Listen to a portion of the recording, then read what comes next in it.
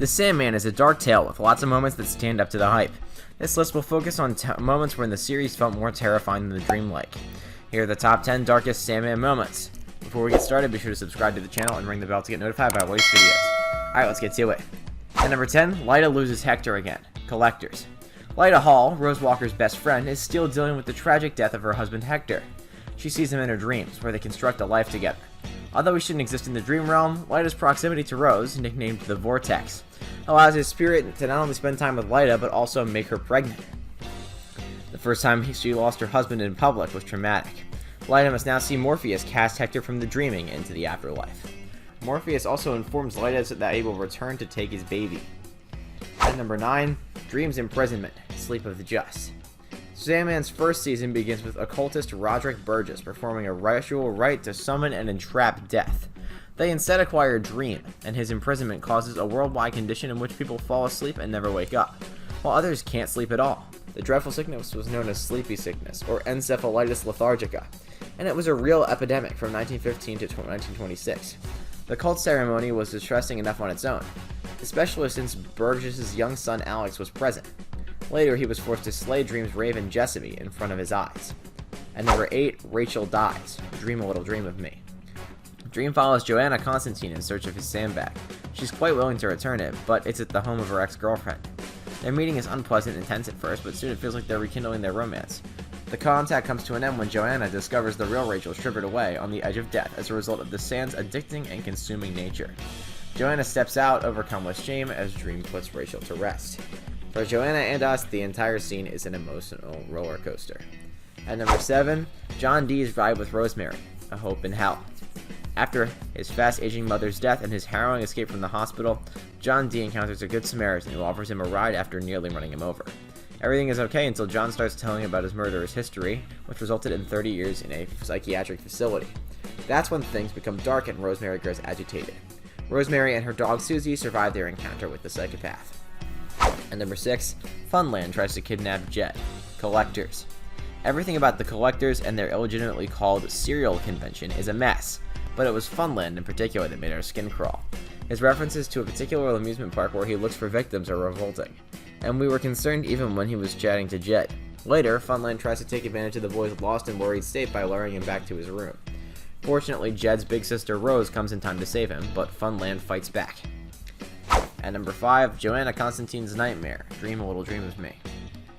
Joanna Constantine's world is full of devils, but it's her demons that keep her awake at night. She has frequent nightmares about a young girl named Astra. Joanna replaces John in the comics, and while the details alter, the core plot remains the same. She blames herself for the unfortunate girl being dragged into hell. That is indeed the stuff of nightmares. At number 4, Morpheus' Judgment of the Collectors, Lost Hearts. 3 collectors gather in a diner to discuss finding a keynote speaker for their conference and devising a scheme to attract the Corinthians' attention through copycat murders. They succeed, and he encourages and glorifies their heinous hobbies in his speech. We're transported deep into their distorted brains. Morpheus, on the other hand, provides the conference goers a harsh wake-up call. When faced with their heinous deeds, the collectors flee the convention, some surrendering to the authorities, others committing themselves. Seeing all of their violent ideas was scary enough, but this gruesome ending takes it a step further.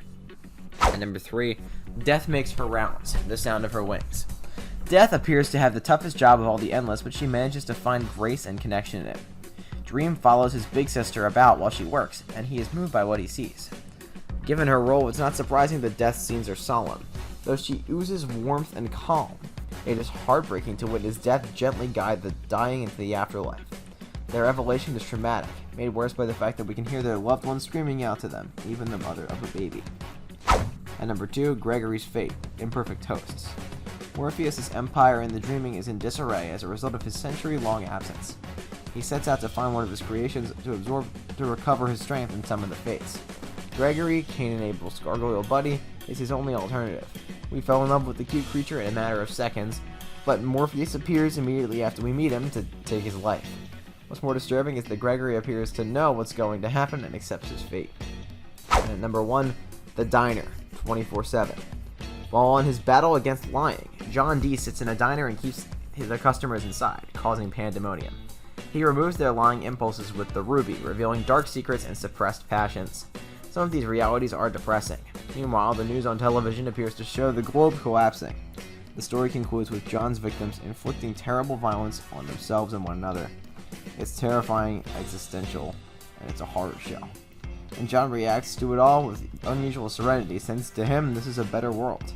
The notion that a world without lies would plunge into lunacy is probably the episode's deadliest feature. This entire section of the show is truly a masterpiece both in cinematography and in darkness. It's able to encapsulate the point of the show in such an interesting and new way. Well guys, that's it for this video. What'd you think about it? Let us know in the comments below. If you're new here, be sure to subscribe and ring that bell to get notified about our latest videos. Thanks for watching and we'll see you next time. Bye bye.